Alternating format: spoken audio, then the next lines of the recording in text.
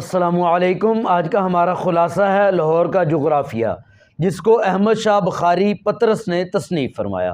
خلاصہ آپ اس طرح شروع کریں گے: لاہور کو دریافت ہوئے بہت عرصہ گزر چکا ہے، اب دلائل اور براہین کے ذریعے اس کے وجود کو ثابت کرنے کی کوئی ضرورت نہیں ہے۔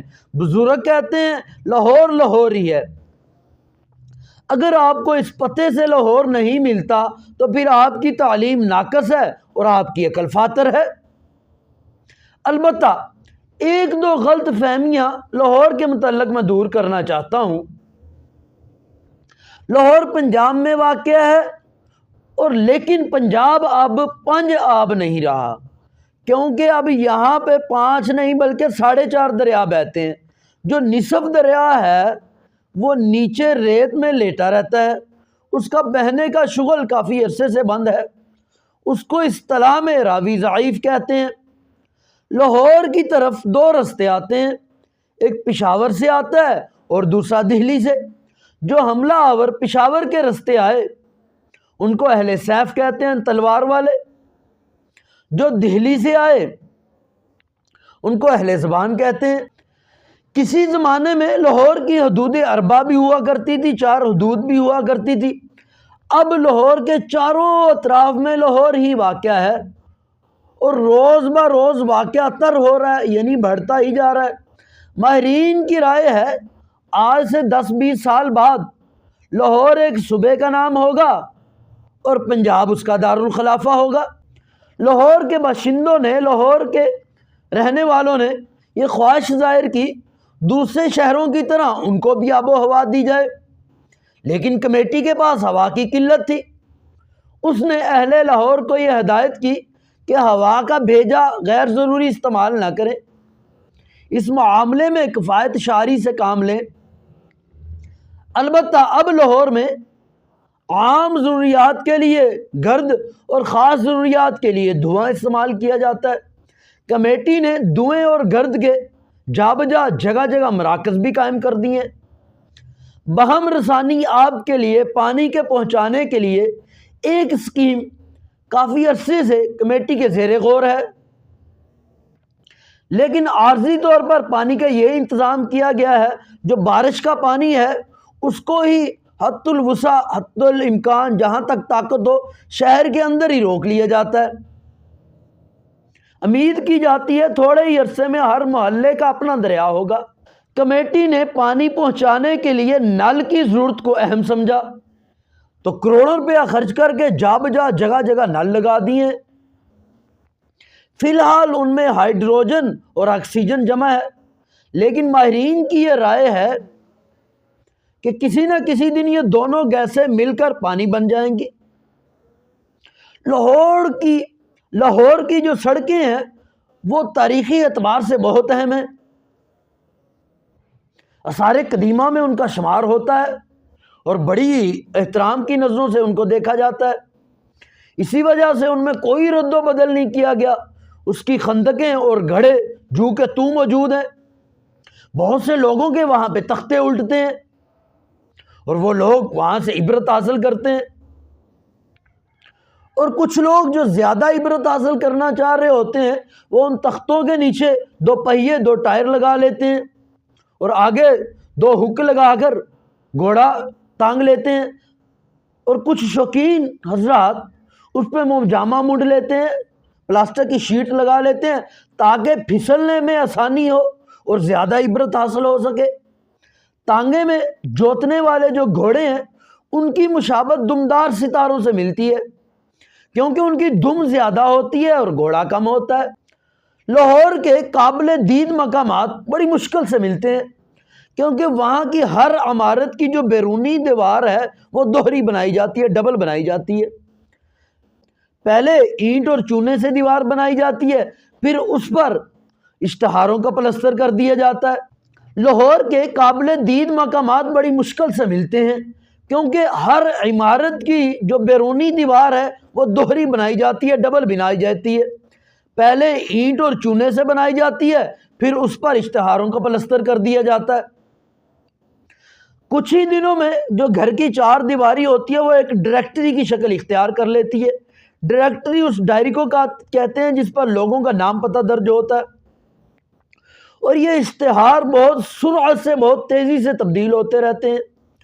لیکن جب سے لاہور میں یہ دستور رائج ہوا، یہ طریقہ رائج ہوا کہ اشتہاری کلمات کو پختہ سیاہی سے لکھ دیا جاتا ہے، اب یہ دقت، یہ مصیبت کافی حد تک ختم ہو گئی ہے کہ پہلے لوگ اپنا گھر یا اپنے دوست کا گھر اس وجہ سے بھول جاتے تھے کہ جب آئے تھے تو وہاں پر چارپائیوں کا اشتہار لگا ہوا تھا، لیکن لوٹتے وقت اہل لاہور کو تازہ اور نئی جوتوں کا مجدہ خوشخبری سنائی جا رہی تھی۔ اب یہ وثوق سے، یقین سے کہا جا سکتا ہے، جہاں جلی حروف میں، موٹے حروف میں محمد علی دندان ساز لکھا ہوا ہے وہ انقلاب اخبار کا دفتر ہے، اور جہاں پر کھانسی کا مجرب نسخہ لکھا ہوا ہے اور وہ رستہ جہانگیر کے مقبرے کو جاتا ہے۔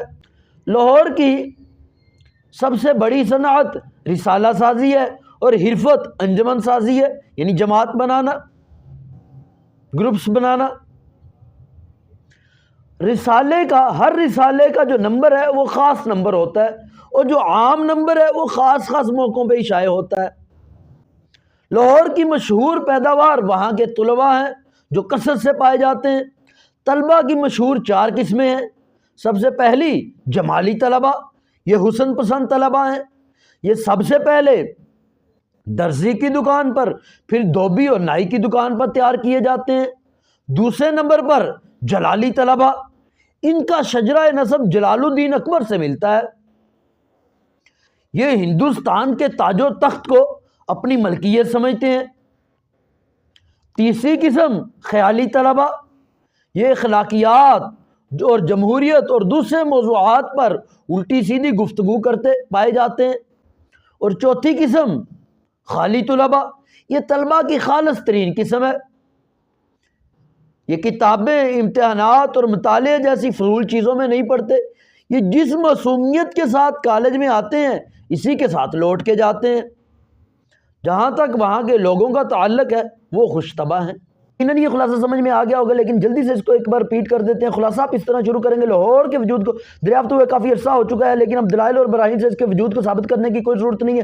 بزرگان کہتے ہیں، بزرگ کہتے ہیں لاہور لاہور ہی۔ اگر آپ کو اس پتہ سے لاہور نہیں ملتا تو آپ کی جو تعلیم ہے ناقص ہے، آپ کی عقل فاتر ہے۔ البتہ ایک دو غلط فہمیاں لاہور کے متعلق دور کر دینا چاہتا ہوں۔ جو لاہور ہے وہ پنجاب میں واقع ہے، لیکن پنجاب اب پنجاب نہیں رہا، کیونکہ اب وہاں پہ 5 دریا نہیں بلکہ 4 ساڑھے 4 دریا بہتے ہیں۔ جو نصف دریا ہے اس کا بہنے کا شغل کافی عرصے سے بند ہے، وہ نیچے ریت میں لیٹا رہتا ہے، اس کو راوی ضعیف کہتے ہیں۔ لاہور کی طرف 2 رستے آتے ہیں، جو ایک رستہ جو مشہور رستہ ہے وہ پشاور سے آتا ہے، دوسرا دہلی سے آتا ہے۔ جو مشہور سے حملہ آور آئے ان کو اہل سیف کہتے ہیں، جو دہلی سے آئے ان کو اہل زبان کہتے ہیں۔ لاہور کی کسی دور میں حدود اربع 4 حدود بھی ہوا کرتی تھی، لیکن اب لاہور کے چاروں اطراف میں لاہور ہی واقع اور واقع تر ہوتا جا رہا ہے، یعنی بڑھتا ہی جا رہا ہے۔ ماہرین کی یہ رائے سے 10-20 سال بعد لاہور ایک صوبے کا نام ہوگا، اس کا دارالخلافہ پنجاب ہوگا۔ لاہور کے رہنے والوں نے، لاہور کے باشندوں نے آب و ہوا کی خواہش کی کہ باقی شہروں کی طرح ان کو بھی آب و ہوا دی جائے، لیکن کمیٹی کے پاس ہوا کی قلت تھی، انہوں نے ہوا کے بے جائے استعمال سے منع کر دیا، کہا اس میں کفایت شعاری سے کام لیا جائے۔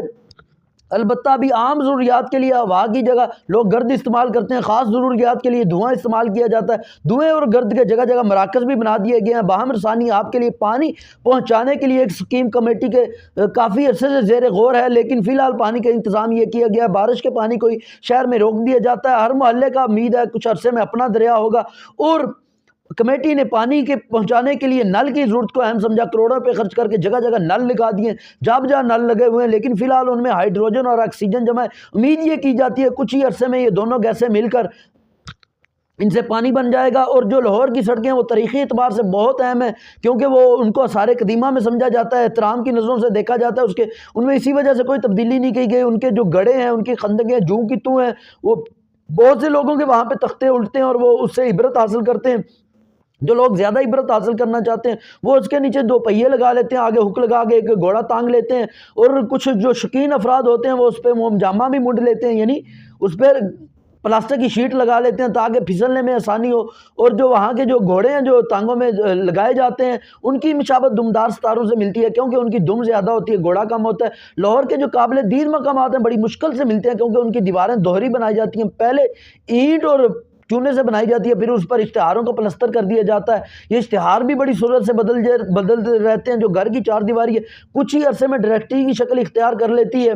لاہور کی جو سب سے بڑی پیداوار ہے وہ وہاں کے طلبہ ہیں جو کثرت سے پائے جاتے ہیں، ان کی 4 قسمیں۔ سب سے پہلے جو ہے وہ جمالی طلبہ ہیں جو حسن پسند ہے، سب سے پہلے وہ درزیوں کے پاس بھی دھوبی اور نائی کے پاس تیار کیے جاتے ہیں۔ دوسرے نمبر پر جلالی طلبہ ہیں جن کا شجرہ نسب جلال الدین اکبر سے ملتا ہے، جو ہندوستان کے تاج و تخت کا اپنے آپ کو مالک سمجھتے ہیں۔ دوسرے نمبر پر خیالی طلبہ ہیں جو اخلاقیات اور جمہوریت اور دوسرے موضوعات پر الٹی سیدھی گفتگو کرتے پائے جاتے ہیں۔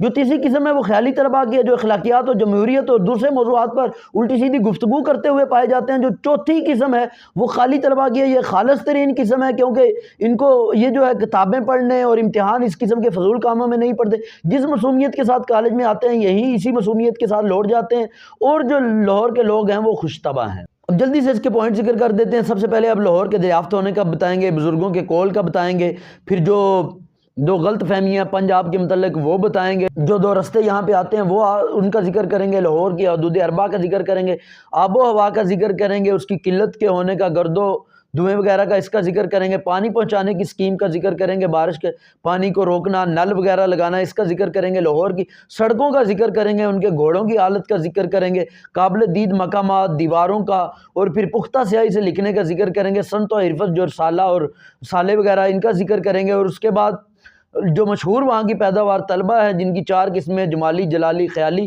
طلبہ، ان کا ذکر کریں گے۔ یقیناً خلاصہ سمجھ میں آ گیا ہوگا، یاد ہو گیا ہوگا، لیکن اگر کچھ بھی مسئلہ ہے اس ویڈیو کو دوبارہ سنیں، اس کے بعد اس خلاصے کو لکھیں، ایک بار لکھ لیں گے انشاءاللہ پھر زندگی بھر نہیں بولے گا۔ اللہ حافظ۔